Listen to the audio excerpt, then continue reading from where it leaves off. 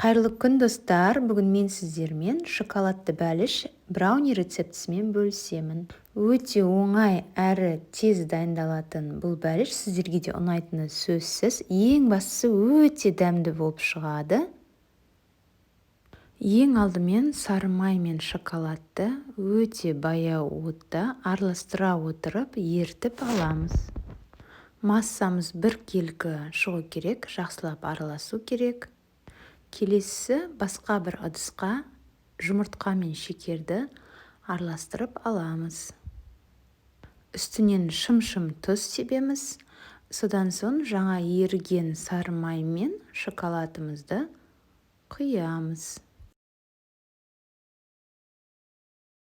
Біркелкі масса шыққанша жақсылап араластырып аламыз. Содан үстінен ұнды екі бөліп қосып араластырамыз.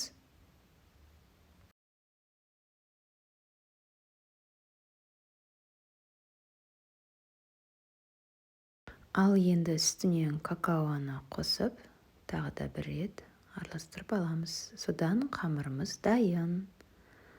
Осындай болып шығады. Дәл видеодағыдай сұйық емес қатты қою да болмайды.